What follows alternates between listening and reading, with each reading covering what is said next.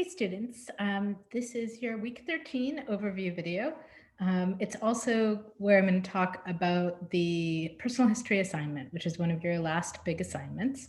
Um, Next week, we're going to dive into the final paper. So I will be sending out an assignment sheet for that shortly. But for now, focus on the personal history. Here's what we're doing this week. You're reading just one chapter, Leaving India. There's not a lot of reading because you're going to be doing some independent research. The idea of the personal history project is that you're looking to understand how larger political historical events have affected individuals and families. So you're going to choose a primary subject. That could be you, a family member, or a friend who's willing to be interviewed. You will research, and you can just Google, you can look up stuff in the library if you like. You should research how larger political historical events have affected this person and or their family over generations. And I'll give you some examples in a minute.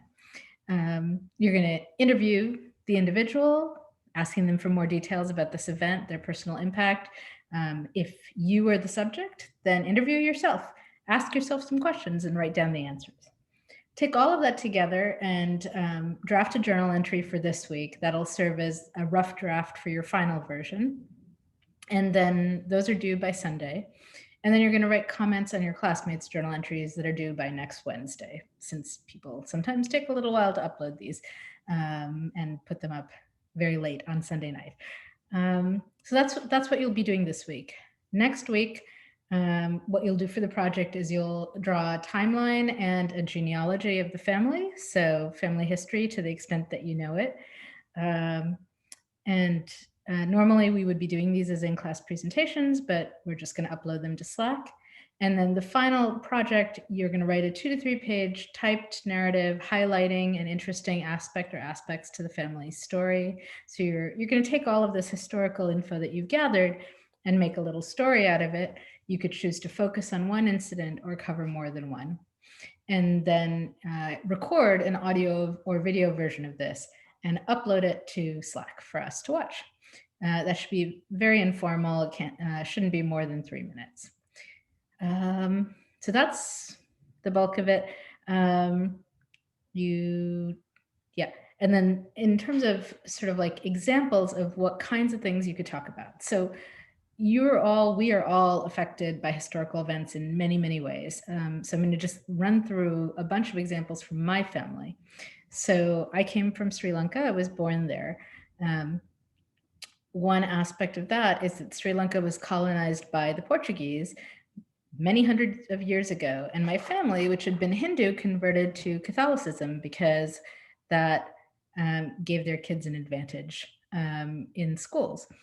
So I was raised Catholic, and my mother is very religious, and we were, she's pretty devout, and we were hardcore Catholics. All of that is kind of an accident of history. If the Portuguese had never come to Sri Lanka, we might have stayed Hindu all of this time, and I would have been raised Hindu. So that's one element of how colonialism has affected my family. Another element is, after the Portuguese, we had the Dutch, we had the British. The British were the last colonizers, and English became a really big deal under them. So if you knew English, or if your kids could learn English, they would do better in school, they'd get better jobs. So at some point, some of my relatives started learning English and had their kids learn it.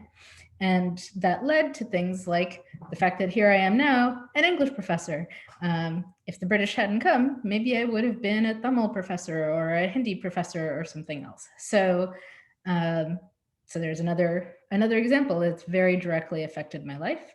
The fact that I was able to come here at all is mostly because my dad was a doctor. And so there is sort of an interesting kind of like colonial aspect that you need to know a little bit more about. There was something called the Asian Exclusion Act, which kept people from coming to the US unless they were professional, if they were coming from the Asian countries. So they'd let in doctors, they wouldn't let in, someone who's going to be a handyman, for example, right? And it's a pretty racist practice. You can Google the Asian Exclusion Act and learn more about it. And in general, learning about the various restrictions on immigration might be a good way into this kind of project. So the fact that my dad became a doctor and that allowed him to come into the US with his family and let me grow up here and go to good schools in America, again, is super relevant to me being here today and being an English professor for my job, right? If he had not been a doctor and had not been, had been of some social class and profession that wasn't allowed into the country, then I might still be living in Sri Lanka today. So those are all kind of like older historical, colonial, immigration related events.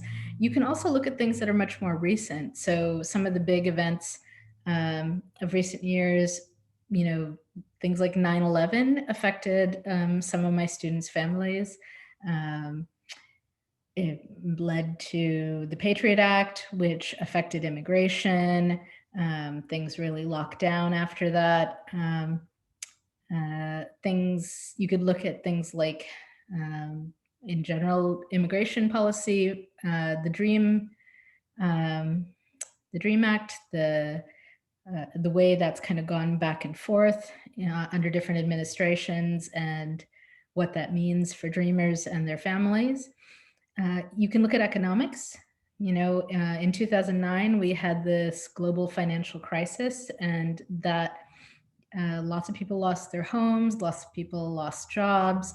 Um, so that might be something that's relevant to your family. Or you could go further back and look at things like, you know, maybe your parents were affected by it, or maybe your grandparents or great grandparents, I forget how young you guys are, were affected by the Depression. Or and maybe that led them to move from one place to another. Often migration happens because there's no jobs, there's no economic opportunity where people live, and so they pick up and move to someplace where they hope they'll have a better chance. Um, Also, you know, conflicts, wars, etc. If you're coming from a region, or if your family comes from a region where there was a war going on, maybe that led them to move. Maybe there was violence, could be gang violence, other kinds of violence in their town or city, and that might have led them to move. So all of these are kind of like, again, larger historical movements that have affected you personally. And the goal of all of this is to kind of help make more real to you the subject matter of the course. It's one thing to kind of talk about countries in this big, sprawling sort of way. And I think it helps when you can take it back down to the individual level. So that's the assignment. If you have questions, please ask. You can drop them in the Slack in a private message to me, or that's probably your best bet for a quick response. You can also drop into the office hours. If I know you're coming, that's great. So like drop me a note and say, I'm planning to come to the Tuesday evening office hours, or the Thursday morning office hours, or the Saturday afternoon office hours. And that way I'll be sure to not schedule something else then. So, okay, I think that's it, guys. Hang in there. I know it's tough right now and getting tougher. If you're having any COVID-related difficulties, the university actually has a lot of resources available to you. So if you need help navigating that, drop me a note and I will do my best to assist you. I hope you stay healthy and your families stay healthy. Wear your masks and at least for the next few weeks, I would say shelter in place if you can at all, if that's an option for you. Okay, take care. Bye.